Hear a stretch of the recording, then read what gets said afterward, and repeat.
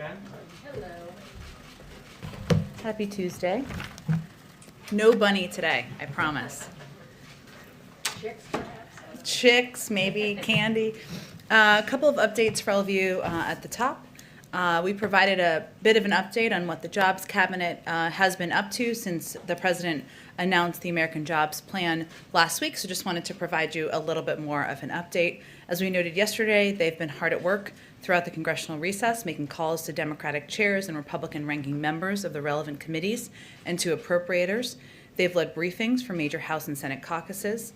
Secretary Buttigieg will meet with the moderate New Democrats caucus this week. The Office of Public Engagement will lead calls throughout this week with private sector, rural and agricultural stakeholders, climate groups, local chambers of commerce, faith leaders, minority leaders, community college groups, and more. And the Office of Legislative Affairs is coordinating about 30 briefings for majority and minority committee staff of committees with jurisdiction over the American Jobs Plan. These efforts will continue, of course, when members return to Washington, and as I noted yesterday, the President looks forward to welcoming members to the White House, and as we have that locked in, we'll provide more details to all of you. Today, Vice President Harris joined the COVID response team's weekly governors meeting to discuss our country's pandemic response, the progress we've made, and the work to come in our fight against the virus. The Vice President highlighted the country's work in the pandemic response to date, including today's announcement that the President will announce officially later this afternoon that we've reached 150 million shots in arms since entering government, and that by April 19th, all adult Americans will be eligible to get the vaccine. That doesn't mean they will get it that day. It means they can join the line that day if they have not already done that beforehand. She also noted the important work to come, in particular around ensuring access to the vaccine in every community and building confidence in the vaccine in every community. She highlighted best practices to ensure equity remains at the cornerstone of our vaccination effort. She also touched on the $3 billion in funding, largely from the American Rescue Plan, that will enable states and cities to support community-based organizations in launching new programs to increase vaccine access, acceptance, and uptake. And there was some more news today about how that will be distributed and used. She's also in Chicago today focusing on vaccine equity. In Chicago alone, the CDC will invest $33 million to support efforts to increase vaccine distribution and access with a specific focus on communities of color. Also today, in his weekly update, it's a part of the same call, I should say for clarity, COVID response coordinator Jeff Zients announced there will be more than 28 million doses across channels this week. Cumulatively, over the past 3 weeks, we will have sent out nearly 90 million doses of the vaccine. He also stressed to governors that while we continue to make strong progress, it is critical that we continue to mask up and socially distance. Josh, why don't you kick us off? Thanks, Jen. On the vaccine and vaccination announcement, we've kind of known for weeks that you'd see this ramp up in production. Mm-hmm. And I'm curious, why move up the timeline now? Is there a desire to make sure that people who are hesitant or reluctant to get a vaccine feel like they can do so? What's the thinking there? Well, first, the President had already announced that he was asking states to move up their timelines. So this is more providing clarity to the American public who may tune in to the President's remarks or clips that you all share on the news that they're all eligible. It provides clarity, it reduces confusion, and it ensures that Americans who are not yet vaccinated, who are looking to get vaccinated, they know they are all eligible, all adults, I should say, on April 19th. And then, secondly, it's been about a week since the President announced his infrastructure plan. Mm-hmm. Lots of states, counties, cities are wondering how they would qualify for any money. Do you have any details on what that process would look like? Sure. Well, first, ultimately, it will be up to Congress and something we'll have a conversation with members and committees about. That's part of why it's so important to engage at a committee level and staff level. And many of you who have been through a journey like this before know this, but let me just reiterate some of the pieces of the process. Funding for transportation projects can typically be allocated through two different types of grants, and we expect a mix to be discussed, either formula grants or competitive grants. So formula grants are allocated to states based on certain criteria. like the number of miles on an interstate highway or a population in a given urban area, most of our existing transportation funding flows through formula grants, which gives states a lot of flexibility on how to prioritize and spend their federal dollars based on what their needs are. Competitive grants are a more targeted way to direct funds to specific policy goals, often based on criteria set by Congress. For example, the popular Tiger Grant program that was set up in the Recovery Act considered how a project could contribute to job creation, and that was one of the big factors that was determined as programs were being, or states were applying for funding. We've also mentioned the administration's proposal for a competitive grant program to fund 10 of the most economically significant bridges in the country. So that type of application would be through competitive grants. So again, this is something that we will be working through with Congress, with committees of jurisdiction. Though it will be a mix of those two type of grants would be our expectation. And as states who all have excellent questions, including local reporters we engage with, that is what they can expect in terms of the process. Go ahead. Thank you. The FBI keeps a watch list with information about people who are known or reasonably suspected of being involved in terror activities. 2 people on it from Yemen have been apprehended at the border. How concerned is President Biden about terrorists possibly trying to take advantage of gaps in the border to get in and kill Americans? Well, first let me convey that these type of incidents are very uncommon, and CBP and DHS can speak more to the timeline and the specifics, of course, in these particular cases and encounters. But encounters of known and suspected terrorists are very uncommon.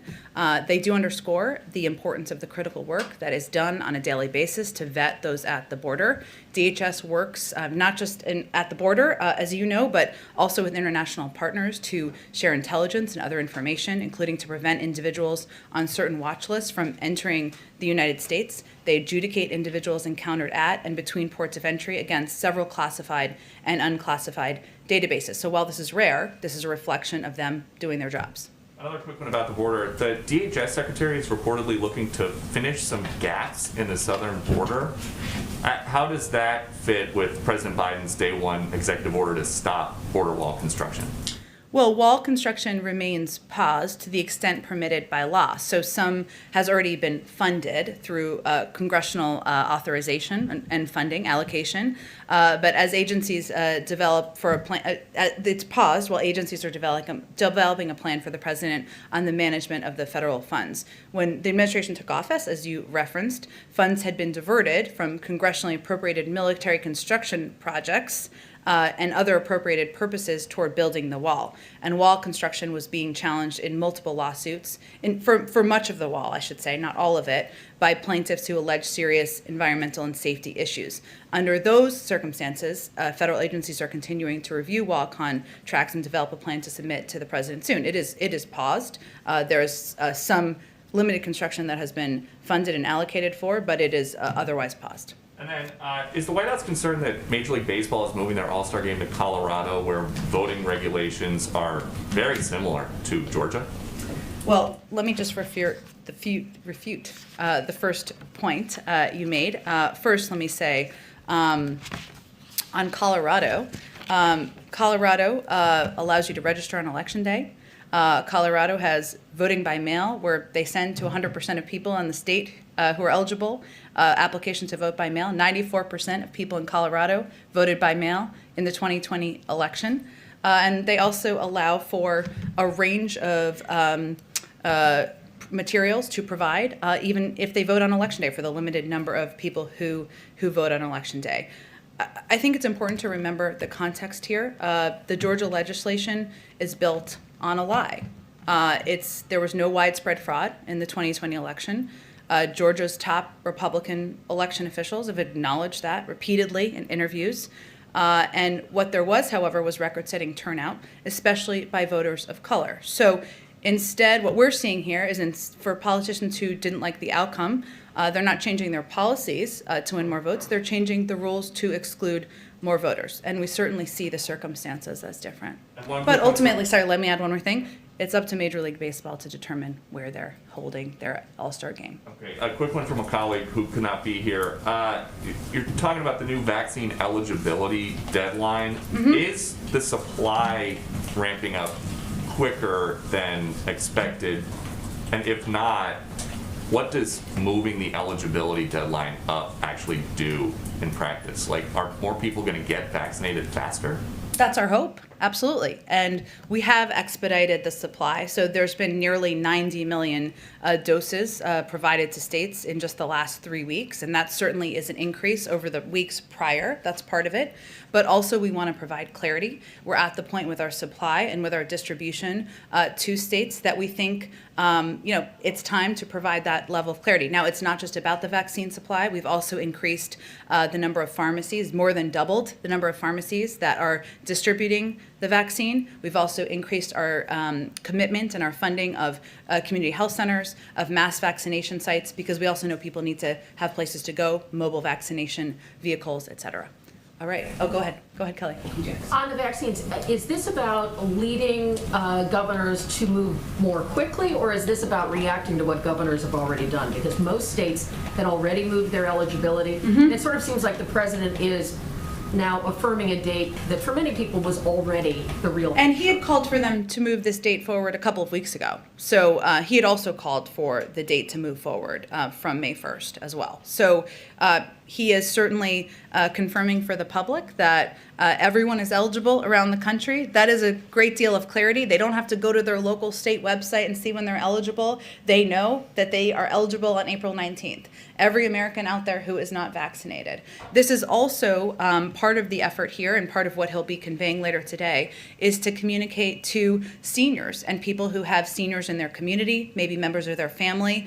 This is the time to go now to ensure seniors who are your loved ones, your family members, people in your neighborhood, to go now, because the lines are going to become longer. There are going to be more people waiting, so he'll also be sending that clear message. So this is more about public education than accomplishing a particular goal. Is that fair to say? Well, we certainly wouldn't be at this point had we not purchased enough supply to vaccinate every adult American, had we not increased the number of vaccinators who can distribute the vaccine, put them in shots in arms, and had we not massively increased our investment in places where people could go. So it's a signal that, one, we're delivering clarity, but also we are at a point where there's enough supply, there are enough vaccinators, there are enough vaccination sites that every American adult is eligible April 19th. That is an accomplishment for the medical field. It's an accomplishment for the people who are running the operational piece. It's an accomplishment for the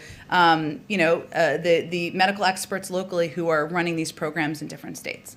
Briefly on Georgia, when the president voiced his support for moving it, does he have any regret now that by doing that, by adding his voice, it may have contributed to the environment where MLB makes this decision, and then there are these economic consequences to people in Georgia? When he and the vice president were there and couldn't do the car rally, and I talked about wanting to thank Georgia. Georgia's been important to the president and vice president electorally. Is there a sense of regret that perhaps he tipped the scale with his rhetoric, even if he doesn't have a direct cause and effect? Well, he was answering a direct question during an interview with ESPN about the opening day baseball, something not everybody, most people in the country appreciate and enjoy. And he was simply conveying that he would support that decision if that decision was made by Major League Baseball, just like he would support decisions made by private sector companies. We're not standing here and calling for companies to boycott. That's not what our focus is on from the White House. We do believe that the focus on Georgia and is a reminder that, and it should be a reminder, I should say, that this is much bigger than Georgia, that Georgia was just one of the first states to act on a concerted effort to use easily disprovable conspiracy theories to fuel their attempts to make it even harder for eligible Americans to vote. But according to the Brennan Center, as of March 24th, 361 bills with restrictive provisions have been introduced in 47 states around the country. So this is not just Georgia. This is something we are seeing a prevalence of this, a pattern around the country of an effort to make it more difficult to vote. Mitch McConnell, the Republican leader still in Kentucky, said many positive things about the friendship and personal relationship he's had with the president for a long time, a fine man and so forth. Also says a moderate he is not. Does the president still identify as a moderate within the Democratic Party, or do you feel that he has moved more, or does the president feel he has moved more to the progressive wing of his own party?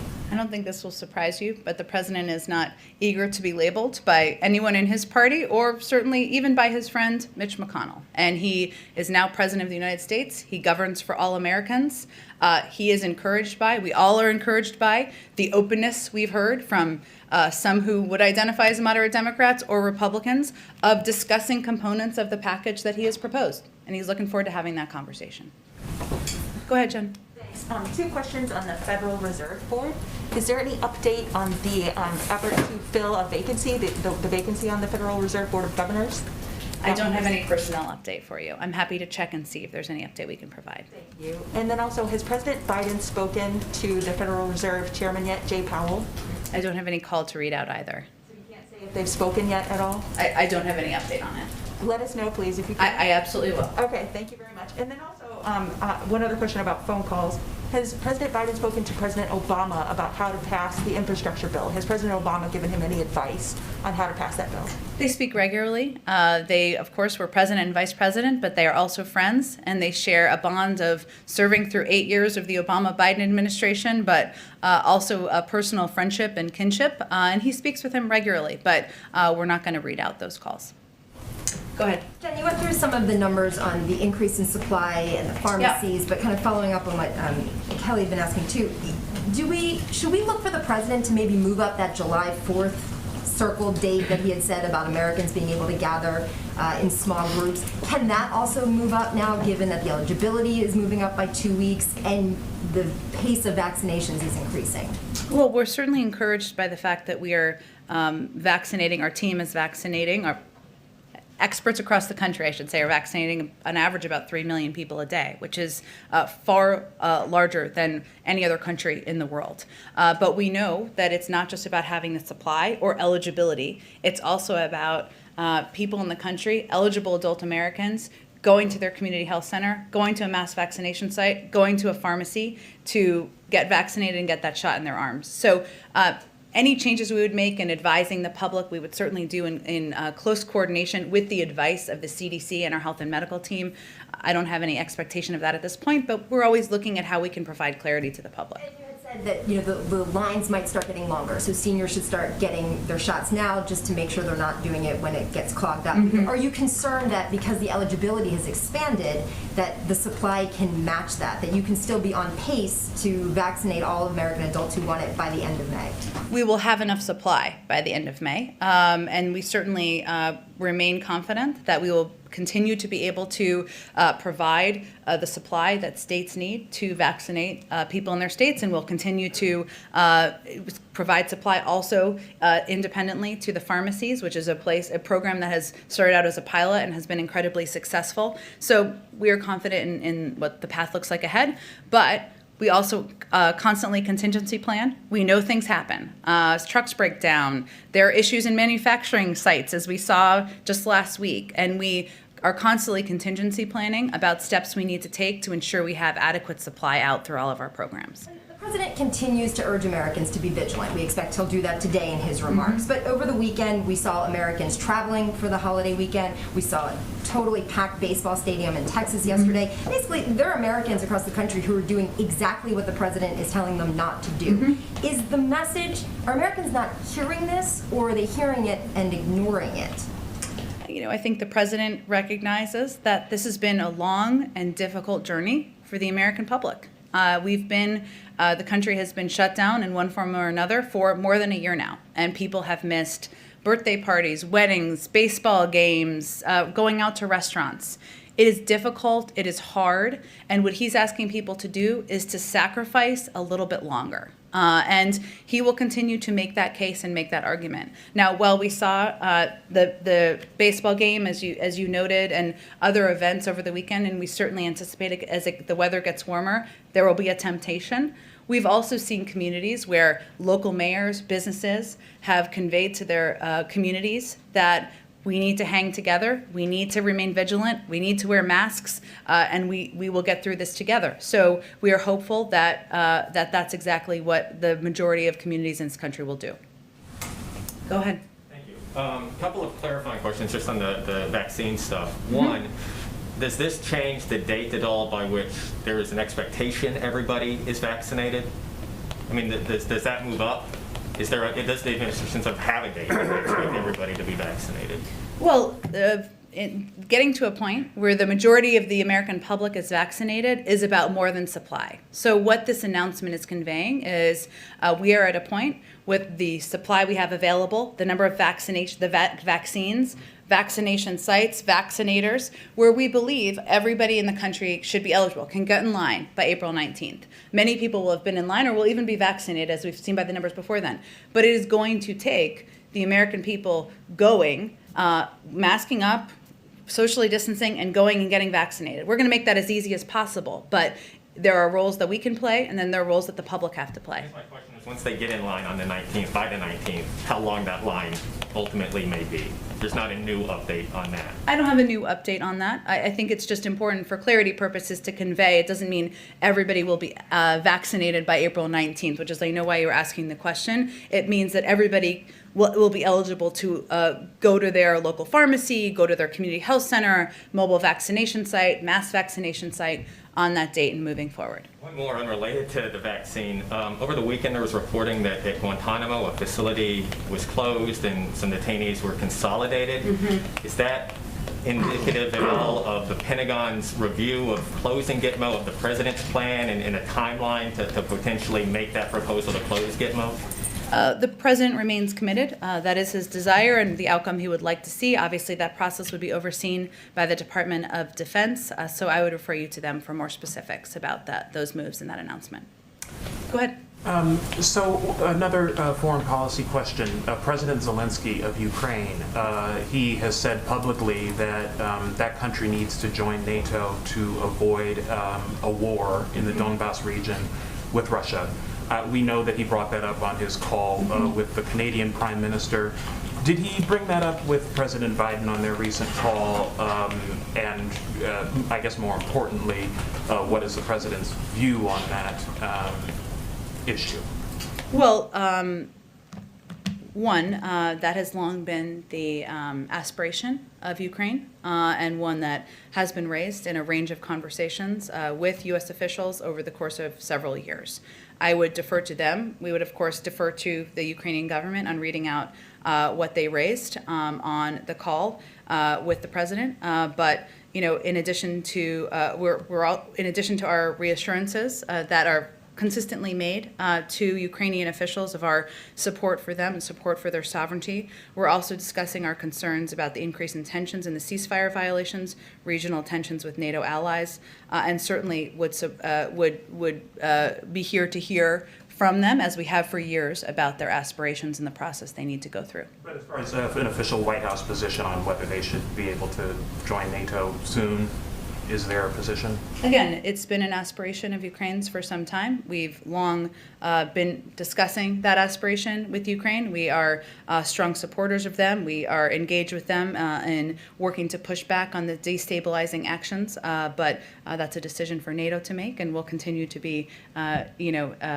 recipients of their interests. Okay, and you said a minute ago that the Georgia voting rights law was based on a lie. Mm-hmm. We had a poll yesterday that showed that more than half of Republicans believe that the election was stolen from Donald Trump, and that the Capitol riot was led by left-wing agitators. Is there a public policy response to disinformation? Well, first, to disinformation in general. Look, I think that the prevalence of disinformation is something that is of concern to the president. He believes there is a range of reasons for it. Some relate to the platforms. Some relate to the individual actors who are promoting and provoking destabilizing activities and actions through their rhetoric. He's spoken to that in the past. This is certainly an issue that the president is focused on, and he will work with his team on addressing through policy measures, but I don't have anything to preview for you. Okay, just one more quick thing on the American Jobs Plan. Mm-hmm. There's a Moody's estimate that you have cited. Basically, their estimate is that 2.7 million jobs will be created over 10 years if that plan is passed as it's been proposed. I think that works out to something like $850,000 per job. Given that, are you open to ideas about a more targeted way, a cheaper way of achieving the same goal in terms of number of jobs created? Well, we're always open to hearing from members of Congress and on their ideas and what they think should be a part of the package. At the end of the day, the president's red line is inaction. He won't tolerate inaction on rebuilding our nation's infrastructure, something that has long been outdated. He believes that we need to invest in that so we can improve the lives of ordinary Americans and make it easier to do business. He also believes that investments in long-term economic growth will create good-paying jobs. There was another study that showed that about 75% of these jobs, a Georgetown study, I should say, would go to workers who did not have college degrees. And that is certainly a population in this country that needs extra assistance, and it would be highly targeted in helping give a leg up to people who need that help. He also believes that we need to invest in order to help us outcompete China and invest in our own emerging economies to do that, and that we need to invest in the American people, that the American people are the backbone of our nation's, of our country, and that is part of our proposal in this package. Go ahead. Thank you. Just two questions. One on vaccine again. Is there any thought being given to a federally organized vaccine passport of some kind? Does the president see that maybe as some kind of tool that could be used, or would he lean more on the side of people who have raised objections over privacy and so on? Well, let me be very clear on this. I know there's been lots of questions. The government is not now, nor will we be supporting a system that requires Americans to carry a credential. There will be no federal vaccinations database and no federal mandate requiring everyone to obtain a single vaccination credential. As these tools are being considered by the private and nonprofit sectors, our interest is very simple from the federal government, which is Americans' privacy and rights should be protected, and so that these systems are not used against people unfairly. There is a movement, as you know, in the private sector to identify ways that they can return to events where there are large swaths of people safely in soccer stadiums or theaters, and that's something that that's where the idea originated, and we expect that's where it will be concluded. We will be providing some guidance, which will look like an FAQ, a frequently asked question. I hate acronyms, but that provides important answers to questions that Americans have, in particular around concerns about privacy, security, or discrimination. Soon, I don't have an exact date for that yet. Okay, and if I might, another question on Iran. It's pretty clear what the carrot is for Iran. That's obvious. But given that the previous administration, just battered them with pretty much everything it had, apart from war, what's left in terms of the stick when you're entering these negotiations? What is left actually apart from war? What would Iran want out of it? Is that what you're asking? What's the stick? You're coming with a carrot, right? Which is, we'll bring you back in and so on. You dismantle all this stuff, and we'll eventually give you sanctions relief. That's pretty clear. But they withstood the sanctions under the Trump administration, and they in fact only increased their activity in the nuclear. Well, if you go back historically just a few years before the Trump administration to the Obama-Biden administration, sanctions were put in place which incentivized, in many ways, getting them to the table to have the discussion about the joint plan of action. So, look, I would say at this point, today's the first day of discussions. As you know, these discussions are happening in Geneva, and they are happening through our European counterparts and partners. We expect them to have difficult portions. We expect this to be a long process, and we, continue to believe that a diplomatic path is the right path forward, and there are benefits to all sides. When the Trump administration pulled out of the joint plan of action, what they left us with is a far decreased visibility of Iran's nuclear capability, of inspections at their sites, of an understanding of how close they were to acquiring a nuclear weapon. That's not in anyone's interest, certainly not the American people. Go ahead. Jen, Senator Schumer's office said last night that the Senate parliamentarian had ruled in favor of additional reconciliation bills. I wondered if the administration has any view on that ruling. And in light of this ruling, is this the likely path that the president will take with the Senate in terms of getting this infrastructure bill across the finish line? Well, the president continues to believe, less than a week after he announced the plan, I'll say, that there's a bipartisan path forward. And we are encouraged, not just by 80% of the public that believes that it is long overdue to invest in infrastructure, that not just roads, rails, and bridges, but there is a way we should, a role the federal government can play in rebuilding the infrastructure of our economy and helping support American workers for the 21st century. This is a mechanism, as you know, reconciliation is a mechanism for passing budgetary bills in Congress.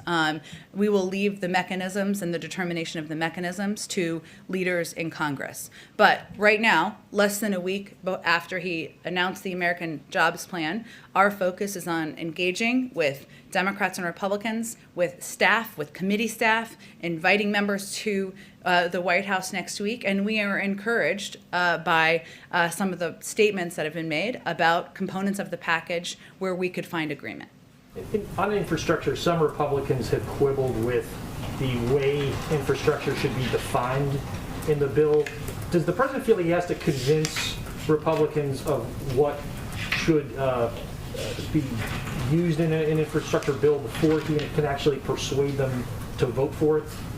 Well, I'll give you a little bit of a homework assignment. There are some Republicans who have previously called for investment in workforce development as part of comprehensive infrastructure investment. Some have called for that. Some have previously called for investing in broadband and the expansion of broadband as a means of expanding infrastructure. Some even have reference to replacing pipes as a means of infrastructure. So I would suggest that many of their constituents would be surprised to hear that those are not infrastructure projects, and I'm sure with a little Googling, you can all figure out who those all are. Go ahead in the back. Hi. At his press conference, the president said our children and grandchildren will be writing doctoral theses about whether democracy or autocracy succeeded. What's his own measure for success there? Is it American GDP versus Chinese GDP ultimately, or is it the sphere of influence of both countries around the world? It's a big, broad question. A good one. Look, I think the president is, when he talks about that, he's not just talking about economic growth and development. That certainly is part of it. He's also talking about our values and what message we send to the world and to our children. And so it has quite a broad meaning. And that's, I think, reflected, I should say, in how he has approached his presidency and identified the crises we're facing. You know, I think he has grandchildren now, so maybe he wants the rest of us to be able to tell our grandchildren, what role did we play in addressing racial injustice? What role did we play in addressing the climate crisis? What role did we play in helping rebuild the workforce of the future? And what role did we play in standing up for our values around the world? So has quite a broad meaning, but you know, I think that's a reflection of his approach to his presidency. Is he using the competition with China point as a sort of key selling point with Republicans on infrastructure and perhaps in a way that an appeal in other areas is not going to work? The idea that there's a danger of falling behind China, does he hope pragmatically that will strike a chord? Well, there is agreement across Democrats, Republicans, frankly, the American people, that we need to do more to invest here at home in order to compete with China. And he has conveyed, too, that and I have, I guess, as well, that our approach to our relationship with China is to come to that relationship from a position of strength. And that includes investing at home, ensuring that our workforce, our infrastructure, our broadband access is at a rate where it would strengthen our own infrastructure and workforce here so that we can compete globally. There's also been proposed legislation, I'm not sure if it's been formally dropped yet, but by Senator Schumer and others, that is focused on how we can better invest in our workforce to compete with China. We anticipate there's an opportunity for that to be bipartisan, because investing in our workforce here is something that Democrats and Republicans can agree on. Quick other thing, is the president disappointed by the pace of vaccine distribution in the District of Columbia, and does it potentially strengthen the argument for statehood? Well, he's spoken about statehood in the past, but I would say that, we track every community, we track every state and locality and how distribution is going and how to improve it and make it more effective. And we work very closely with leaders. One size doesn't fit all. In some cases, that means we increase distribution to pharmacies, we increase distribution to mobile vaccine sites. And so that's certainly something that's ongoing with leaders around the country, including, of course, with leaders in the District of Columbia. Go ahead in the back. Oh, go ahead, Nadia. Oh, thank you, Jen. I want to follow up on the Vienna talks. Is the White House satisfied or content by this first round of talks between what they call the P4+1 and Iran? Well, we're only on the first day. So I will allow the team that is negotiating on the ground to give more of an assessment of how they feel the talks have gone. Explain if these talks are indirect between the Europeans, the Russians, and the Chinese and Iran. Why do you have a high-ranking U.S. official in Vienna since you don't want to talk directly with the Iranians? Well, I think it's important to convey to our partners, our P5+1 partners too, that we believe diplomacy is the best step forward, is the most appropriate step forward. And Rob Malley, who is somebody who's experienced, who's been a part of negotiations in the past, is certainly an appropriate level individual from the government to be there. So is the White House position till now that no lifting of any sanctions until Iran complies? Well, I think we expect that, as I conveyed yesterday, that a big part of the conversation will be how Iran can come back into compliance and what would be required of the United States. But we've been clear that we are not anticipating any steps at this moment. We'll allow the negotiations to continue. And allow me on Iraq. Tomorrow, you're going to hold a strategic dialogue between the United States and Iraq. As you know, the president has been talking about reviewing troops numbers all over the world, including Iraq. Is this a topic that obviously high and center on these talks? What do you expect from these talks? How are they different from the previous one under the previous administration? Well, these meetings will further clarify that coalition forces are in Iraq at the invitation of the Iraqi government and solely for the purpose of training and advising Iraqi forces to ensure that ISIS cannot reconstitute. And I think that's a difference from how it was described previously. This will also be an important opportunity to discuss our mutual interests across a range of fields from security to culture to trade and climate. And obviously these are proceeding soon, and I'm certain we'll have a readout once the discussions conclude. Thank you. Go ahead. Thanks, Jen. Bloomberg reported earlier today that President Putin plans to take part in the virtual climate summit later this month. Has the Kremlin reached out to confirm his attendance? I'm sorry, say the last part one more time. Has the Kremlin reached out to confirm his attendance? We've invited about 40 heads of state to attend the climate summit, and I expect as we get closer, we'll have confirmation about who will be participating in the summit. Okay, and one more. Senator McConnell's comments yesterday to encourage Republican men to go get a vaccine. Was the White House in touch with Senator McConnell as part of the effort to address vaccine hesitancy, or was the president in touch with him before he made those comments? I don't have any private conversations to communicate about, but certainly we see it as a positive for any member of Congress, Democrat or Republican, to be out there advocating for their supporters, people who follow them, who listen to them, about the safety and the efficacy of the vaccine. Go ahead. Thanks, Sean. Following up on some of what Ken was asking about reconciliation, for there to be a sort of second bite at the reconciliation apple, so to speak, it would have to be by the end of this fiscal year. And concerning what you just said about President Biden, the only red line is inaction. Does President Biden see there being any deadline for Congress to move on the jobs plan? Would you like to see it by the end of the fiscal year or by the end of the calendar year? We'd like to see progress by May and certainly a package through by the summer. And then on Afghanistan, we're getting very, very close to the May 1st deadline to pull out the remaining 3,500 troops. It doesn't, frankly, look like the White House is going, or the administration is going to meet that deadline. Why, at this point, should the American people have confidence in your ability to finally end this war if you're not going to meet sort of this initial deadline? Well, first, it wasn't a deadline we set, but this president, has conveyed that it would be difficult operationally to meet the timeline of getting all troops out by May 1st. He has also consistently, over the course of the last decade, spoken out about his concerns about the war, and that has consistently been his view, even back when he was vice president and it wasn't aligned with everybody else in the administration. So that should hopefully give people confidence about his commitments. But it's also an important decision, one he needs to make in close consultation with our allies and also with our national security team here in this administration, and we want to give him the time to do that. Go ahead in the back. Good afternoon. What does the president, who we know is Catholic, say to Catholic doctors, Catholic institutions who are fearful that if the Equality Act passes, it has the potential to trample on their conscience rights? What does the president say to those people who are concerned about that? He has a difference of opinion, and he respects their difference of opinion, but he has been a supporter of the Equality Act, and he also is a practicing Catholic and attends church nearly every week. Go ahead, Kelly. Go ahead. Yeah. Separate question here. Chicago saw 131 homicides through March of this year. Last year, this time, 98.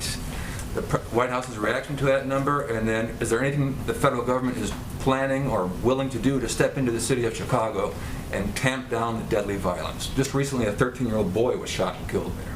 Well, I appreciate you raising the fact that there's a prevalence of violence, sometimes at the hands of guns, something the president has fought for throughout his career, which is ensuring that we put in place more gun safety measures. We work with communities to invest in community violence prevention. He's actually proposed funding to do exactly that, something that many groups support because they believe in order to reduce violence, in order to address the prevalence of violence in communities like some in Chicago, that we need to spend the money from the federal government to do exactly that. Can the federal government put any resources right now, immediately, rather than waiting for laws and waiting for community events or what have you to take place? People are dying on the streets by the day. I appreciate you raising it because one thing we don't talk about enough is the fact that beyond mass shootings, there are additional people who die in cities, sometimes young kids, nearly every single day as a result of violence. He has proposed funding. We would support acting on that, and that's what we'll continue to advocate for. I think we got to move on. Go ahead, Kelly. Is the administration looking at how you're going to talk about the number of jobs created from the infrastructure package? Because citing the Moody's numbers from Secretary Buttigieg and Brian Deese talking about 19 million, when that was really talking about a much longer time frame. So since you aren't giving us administration-centered numbers, how can you add some clarity to where the numbers for jobs should be if the Secretary and Mr. Deese overshot in their comments? Well, I think as the Secretary said in an interview yesterday, it is important to be clear and to be specific about jobs numbers to provide clarity to the American people. And it'll be hard to have state-by-state. We'll have state-by-state fact sheets out soon, I think, but it'll be hard to have state-by-state job creation numbers because we won't know the specifics because of all of the bidding processes that will take place as it relates to infrastructure. But Moody's ran an analysis that showed that the economy would create 19 million jobs over the next decade if Congress passes the American Jobs Plan, almost 3 million more than if it doesn't. So that is what the impact would be of the American Jobs Plan, 2.7 million to be totally clear. These are millions of jobs that won't be created if Congress doesn't act to pass this plan. We see that as a positive, but we also will be very clear and articulate exactly what numbers of jobs it will create. Thanks, Jim. Thank you, everyone.